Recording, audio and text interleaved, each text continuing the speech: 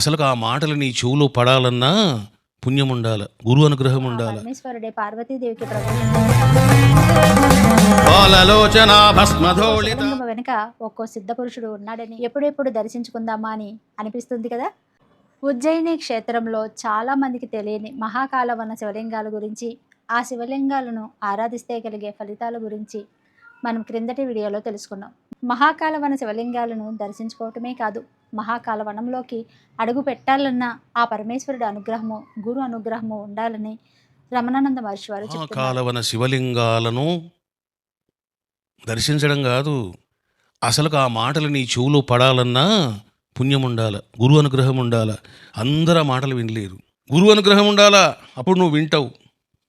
గురువు అనుగ్రహం ఇంకా ఎక్కువ ఉందనుకో, అప్పుడు నువ్వు గురువు చెప్పినట్లు ఆచరిస్తావు. లేదనుకో విని మర్చిపోతావు. రమణానంద మహర్షి వారు స్కాంద పురాణంలో సాక్షాత్తు ఆ పరమేశ్వరుడే పార్వతీదేవికి ప్రబోధించిన మహాకాలవన శివలింగాల గురించి చదివిన వెంటనే ఇక ఏ మాత్రమూ ఆలస్యం చేయకుండా ఉజ్జయిని మహాక్షేత్రానికి వెళ్ళి ఆ 84 శివలింగాలను దర్శించుకుని అభిషేకాలు, హవనాలు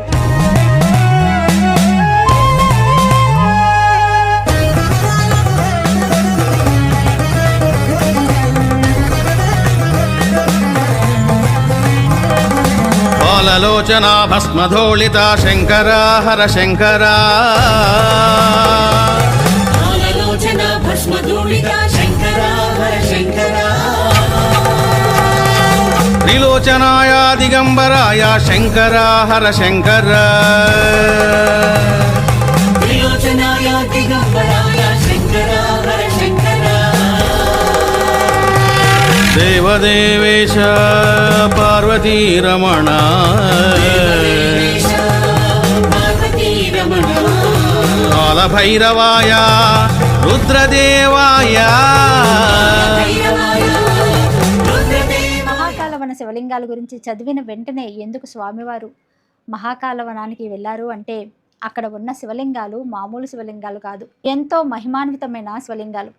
ఒక్కో శివలింగం వెనుక ఒక్కో కథ, ఒక్కో శివలింగం వెనుక ఒక్కో సిద్ధపురుషుడు ఉన్నాడని, ఈ మహాకాల వనములో 84 శివలింగాలు ప్రధానమైన శివలింగాలని, అవే కాకుండా ఈ మహాకాల వనంలో అడుగు పెట్టగానే మనకు అనేక శివలింగాలు దర్శనమిస్తూ ఉంటాయని, ఒక్కో శివలింగం వెనుక ఎలాంటి ఋషి ఉన్నారో, ఎలాంటి ముని ఉన్నాడో, అక్కడ ఎంతటి తపస్సు జరిగిందో మనం ఊహించలేమని, ఈ 84 శివలింగాల కథనాలు వింటే ఈ విషయం మనకు అర్థమవుతుందని రమణానంద మహర్షి వారు అందుకని మహాకాలవనము అన్నప్పుడు ఇక్కడ మీకు ఇంకొక రహస్యం కూడా చెప్తున్నా.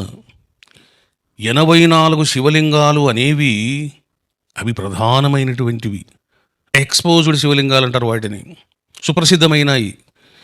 కానీ మహాకాలవనములో అసంఖ్యాకమైనటువంటి శివలింగాలు ఉన్నాయి. చూశారా బాబు? అంటే మళ్ళీ ఎక్కడెక్కడ ఏ ఋషి తపస్సు చేశాడో, ఎంత ఘోరంగా చేశాడో ఎవడి తెలుసు. మహాకాలవన శివలింగాలు 84 లక్షల జీవరాశులకు సద్గతిని, మోక్షంను ప్రసాదిస్తాయని, ఆ జీవి మానవుడా, దేవతయా, రాక్షసుడా, క్రిమియా అని సంబంధం లేదని, జీవులన్నిటికీ కూడా మోక్షాన్ని, సద్గతిని ప్రసాదిస్తాయని, 84 సంఖ్యలో ఉన్న ఆంతర్యం ఏమిటో రమణానంద మహర్షి వారు తెలియజేశారు. అంతేకాకుండా ఈ 84 శివలింగాలను ఆరాధించడం వల్ల 84 రకాలుగా కటాక్షం మనకు కలుగుతుందని రమణానంద మహర్షి వారు తెలియజేశారు. ఈ మహాకాలవన శివలింగాలు పంచభూతాలు ఏర్పడక ముందే ఉద్భవించాయని, ఈ 84 శివలింగాల కథనాలు వింటే ఈ విషయము మనకు అర్థమవుతుందని రమణానంద మహర్షి వారు చెప్తున్నారు. స్కాంద పురాణంలో సాక్షాత్తు ఆ పరమేశ్వరుడే 13 శ్లోకాలలో ఈ మహాకాలవన శివలింగాల మహత్యం ఏమిటో, వైభవం ఏమిటో పార్వతీదేవికి ప్రబోధించాడట. ఈ 13 శ్లోకాలు వింటే మహాకాలవనం యొక్క వైభవం ఏమిటో, మహత్యం ఏమిటో మనకు అర్థమవుతుందని స్వామివారు చెప్తున్నారు. ఈ 13 శ్లోకాలలో మొదటి శ్లోకం తథా పుణ్యతమం దేవి మహాకాలవనం శుభం. తథా ఎందుకంటున్నాడు ఈ మాట అంటే, చాలా క్షేత్రాల గురించి, తీర్థాల గురించి మహారుద్రుడు వ్యక్తం చేయడం జరిగింది. తథా ఆ తరువాత పార్వతి, నీవు కేవలము దర్శించినంత మాత్రమని అపారమైన పుణ్యం పొందుతావు. చూచారా బాబు? పార్వతి, మహాకాలవనములో నీవు ప్రవేశిస్తే చాలు పుణ్యము వాళ్ళని ఆవరిస్తుంది. అటువంటి వనము మహాకాల వనము. మరి ఈ వనం ఎలాంటి వనము? శుభంకరమైన వనము. విన్నారు కదండి.